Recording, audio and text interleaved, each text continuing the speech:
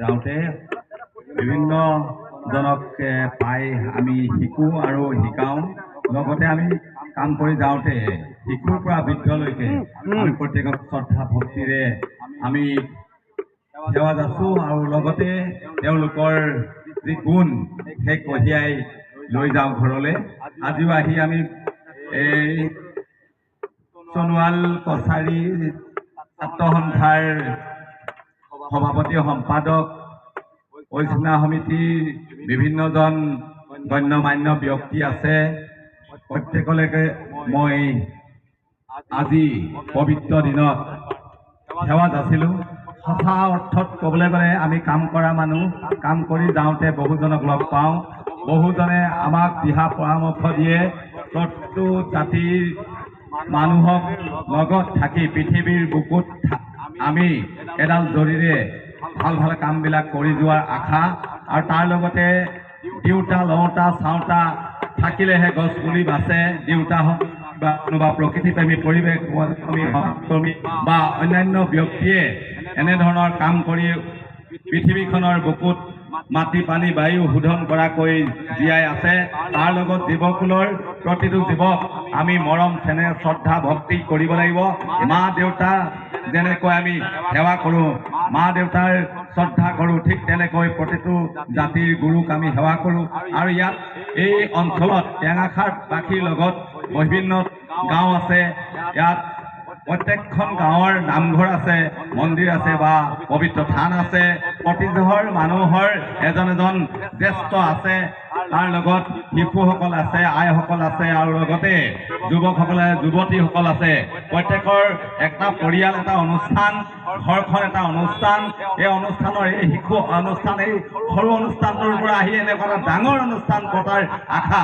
আপোনালোকৰ যি কৰ্ম, যি যাত্ৰা, এই জাতিটো সদায় সুন্দৰ সফল আৰু এজন এজন ভাল ব্যক্তিও ইয়াৰ পৰা নিশ্চয় পৃথিৱীৰ বুকুত চিনাকি হ'বগৈ বুলি ভাবোঁ।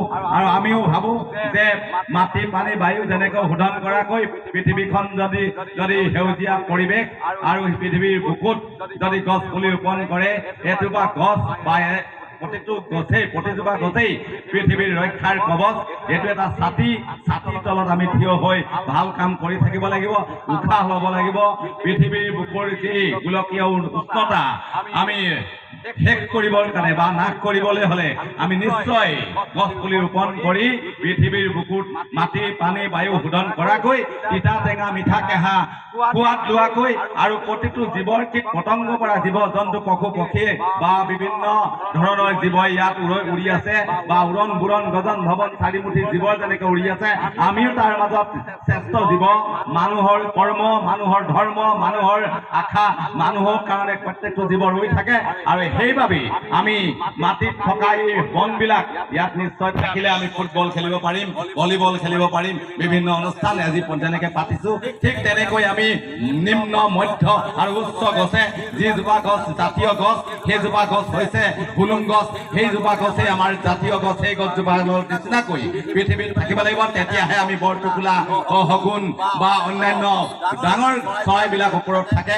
ঠিক এই ধৰণে আমাৰ ছাত্ৰ ছাত্ৰীসকল শিশুসকলক এনেধৰণে খেলা কৰিবৰ কাৰণে পৃথিৱীৰ বুকুত ৰাখিব বুলি আশা কৰিয়েই আমি ভাবোঁ যে ভগৱানক স্মৰণ কৰিছোঁ, অসমখন সুন্দৰ হওক, প্ৰতিটো এজন মানুহৰ অন্তৰ শুদ্ধ হওক আৰু আমাক যেনেকৈ আদৰিছে আমিও আপোনালোকক আদৰাৰ চেষ্টা কৰিম।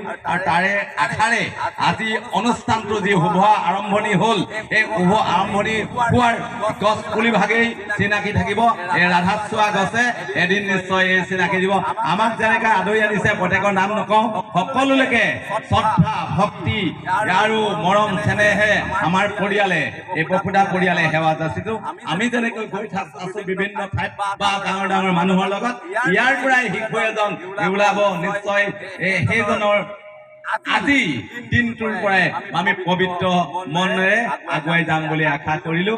আমি ভাবোঁ যে এভাগ প্ৰাৰ্থনা সদায় গাওঁ যে এই গাঁওখন বা এই অঞ্চলটো সুন্দৰভাৱে সকলোৱে বেমাৰ আজাৰ নোহোৱাকৈ সুস্বাস্থ্যৰে থাকি ঘৰত কোনোবাই আহিব পৰা নাই নিশ্চয় কাৰোবাৰ ভৰিত দুখ পাই আছে, কোনোবাই বেমাৰ হৈ আছে, কোনোবাই ঘৰত খাব পৰা নাই শুই আছে, কাৰোবাৰ বেমাৰে ঘৰত আছে, নিশ্চয় সেইসকলক ইয়াৰ পৰাই মই সেৱা যাচিলোঁ। কৃষ্ণ প্ৰভু ভগৱন্ত অনন্ত ঈশ্বৰ প্ৰপন্ন জনতাৰণ